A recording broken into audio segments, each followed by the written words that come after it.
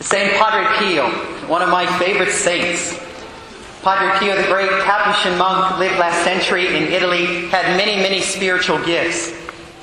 He would celebrate daily Mass at 4 a.m. Right? How many people would go to daily Mass at 4 a.m.?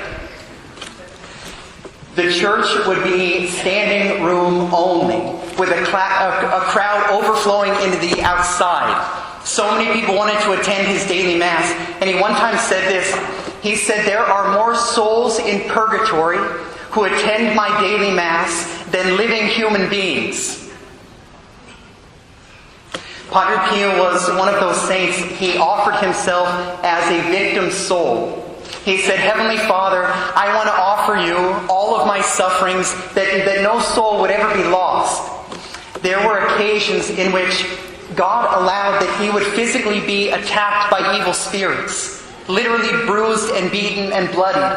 And one time he's in his cell and he's lying on the center of his floor and he's being attacked. And he looks up and to his surprise, he sees his guardian angel hovering in the corner of the room. And to his greatest surprise, he's looking down, smiling at him. When the episode was all over, he gets up, and Padre Pio had a bit of a temper. And he gets up and he looks up and he says, You good for nothing? Right? Aren't you supposed to be helping me? Right? Not only do you not do anything, but you're standing there smiling. And his guardian angel said to him, "Padre Pio, if you could have seen the number of souls released from purgatory because of your sufferings, you would have been smiling too." On one occasion, late one night in the monastery, all the doors were locked. It was like 10 o'clock, and he's sitting in the study, and all of a sudden this man walks in and sits beside him. And Padre Pio looks at him and says, "Excuse me, how did you get in here? Who are you?" And he says, "Padre Pio, my name is Pietro Di Mauro. Before this was a monastery 30 years ago, I was a guest. And before I fell asleep, I did not put my cigarette out completely. My bed caught fire and I suffocated. I have no one left on earth to pray for my soul. I've been in purgatory ever since. God has given me permission to come to you for ask that you would offer just one Mass, and I would be set free." He offered the Mass the next day, and he literally saw this man's soul ascend into heaven. One of his fellow friars, when he told him the story, went and checked the town records and found that every detail was true. My brothers and sisters, we live in an age in which there are many Catholics who doubt the existence of purgatory. Or maybe not even doubt, they just say, "Come on, who believes in such a thing?"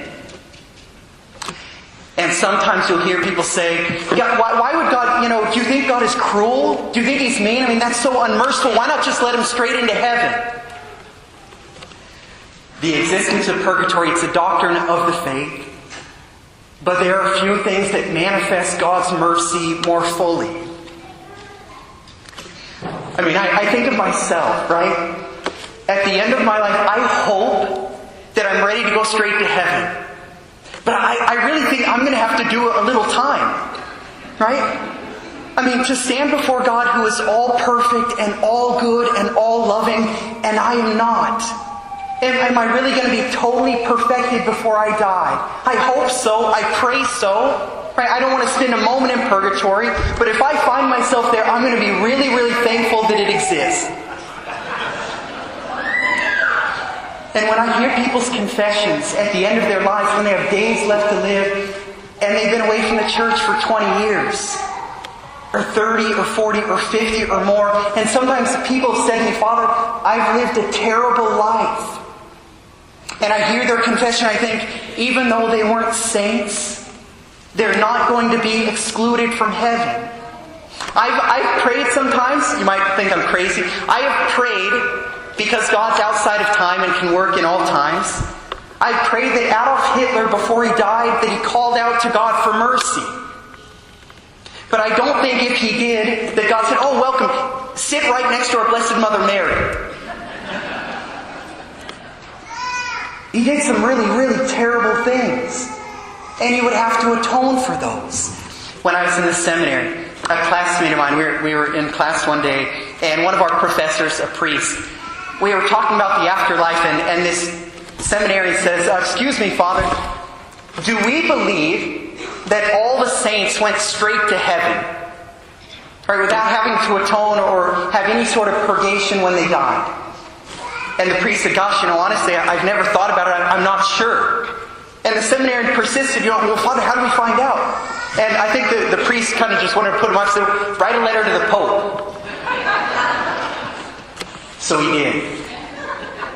And he got a letter back a month later from the Congregation of the Doctrine of Faith. And at that time, Cardinal Ratzinger was the prefect. Cardinal Ratzinger, who became Pope Benedict. And the letter said this, and I was able to see the letter from the Vatican. It said, there is no official church teaching on this matter, but it is the constant belief down through the ages and the view of the present congregation of the Holy Office that yes, the saints are those who went straight to heaven.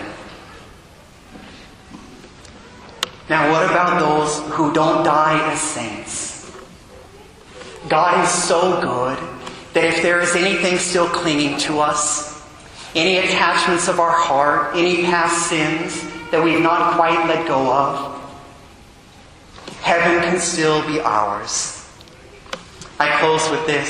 St. John Vianney, when he was at the very end of his life, he was bedbound.